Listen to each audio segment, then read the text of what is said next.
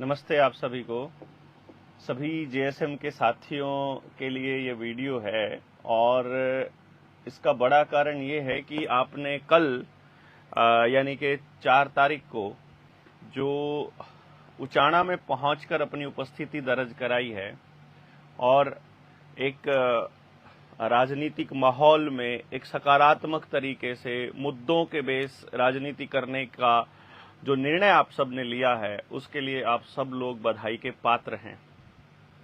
लेकिन एक बड़ी चीज सामने आई कि जनता सरकार मोर्चा के अपने प्लेटफॉर्म से अभी तक कोई ऐसी डिमांड या ऐसा कोई मैसेज समाज को नहीं गया है जो हम चाहते थे देना।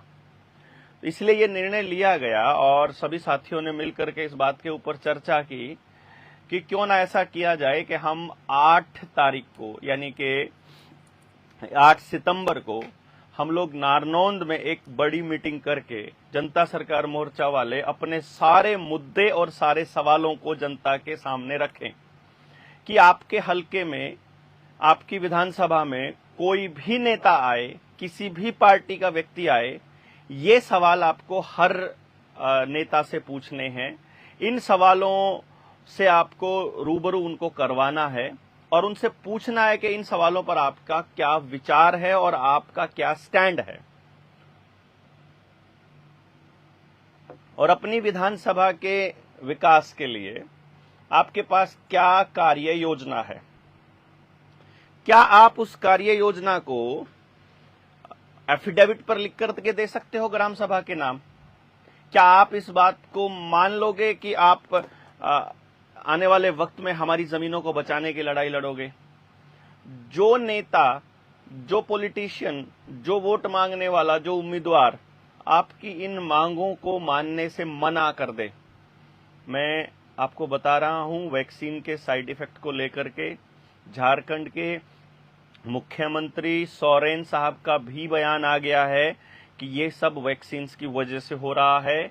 अगर मुख्यमंत्री ये बयान दे रहा है तो मैं नहीं समझता हूं कि आपके पास सोचने के लिए ज्यादा वक्त अभी बचा है। आपको तुरंत कार्रवाई कर देनी चाहिए, तुरंत इसके ऊपर एक्शन लेना चाहिए और आपके गांव में आने वाले हर व्यक्ति, हर उम्मीदवार से सवाल पूछे जाने चाहिए, जो सवाल जनता सरकार मोर्चा उठाने वाला है 8 तारीख को।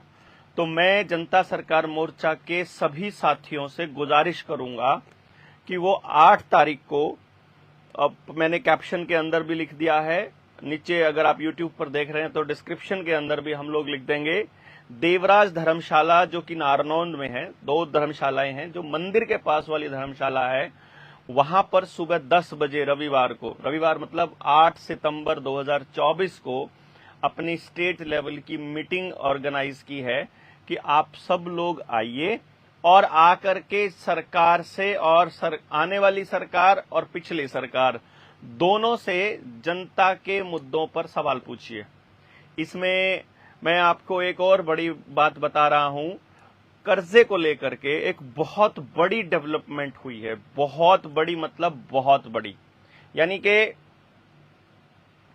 ये समझिए कि जनता सरकार मोर्चा का आवेदन जिस व्यक्ति ने लगाया हुआ है जनता सरकार मोर्चा के पास, और उसके पास अपने 10-20 लोग इकट्ठे भी हो गए हैं, अब हमारे पास एक ऐसा दस्तावेज हाथ लगा है और भी, जो कि किताब आए बिना भी आपकी कुर्की नहीं होने देगा, यदि आप उसको ध्यान से समझ लेंगे तो जो साथी अभी जिनके आवेदन लगे हुए हैं, वो अपने सारे साथी अपना जिससे भी आपने आवेदन लगवाया था, अगर आपने वीर सिंह से लगवाया था तो वीर सिंह से, अगर गौरव भाई से तो गौरव भाई से, नहीं तो जो नया नंबर हमने दिया हुआ है उस नंबर पे दिया तो उस नंबर पे आप संपर्क करके आप उस दस्तावेज की कॉपी भी मांग सकते हैं कि अब हमको कौन सा आवेदन लगाना है या कौन से दस्तावेज अभी डीसी को भेजना है, जिसकी बात डॉक्टर साहब कर रहे थे। और ये ऐलान और मजबूत होगा जब वहां अपने किसान विंग के लोग भी बैठे होंगे, पदाधिकारी भी बैठे होंगे। तो भारतीय किसान संघर्ष समिति हरियाणा की जो विंग है, जिसके प्रदेश अध्यक्ष भाई विकास सिसर हैं, वो इस मीटिंग की अध्यक्षता करेंगे। मैं वहां पर मौजूद रहूंगा, पूरा जेएसएम वहां मौजूद रहेगा, तो जितने साथी मैक्सिमम संख्या में वहां पहुंच सकते हैं आपको पहुंचना होगा। पूरा दिन आप निकाल करके आइएगा। उस दिन का एक बड़ा एक संदेश हमको हर विधानसभा को देना है कि किसान और नौजवान मिलकर के आपसे एक सवाल पूछ रहा है। यदि आप वोट मांगने के लिए आए तो अपने इन सवालों के जवाब हमारे पास लेकर के आए, और प्लस आपके पास जो रणनीति है उसका आपको खुलासा करना है। हम उस दिन एक और प्लान कर रहे हैं, यदि आप लोग उस दिन अलाउ करेंगे तो, कि चुनाव से एक हफ्ता पहले हम विधानसभाओं के अंदर एक डिबेट ऑर्गेनाइज करेंगे कि 30 तारीख के आसपास इस महीने की, कि आप मेरा हल्का मेरी आवाज करके, जिसमें हल्के के सवाल पूछे जाएंगे, उस विधानसभा के सवालों के जवाब जो वहां के कैंडिडेट हैं वो देंगे, और यदि कोई कैंडिडेट उस सभा में उपस्थित नहीं होता है तो उसका बहिष्कार किया जाएगा और उसको उसकी जमानत जब्त करवाई जाए। कहने का मतलब ये उस विधानसभा के लोग तय करें कि इन समस्याओं के ऊपर यदि वो बोलने के लिए नहीं आते हैं तो उन लोगों से सवाल पूछे जाने चाहिए लगातार।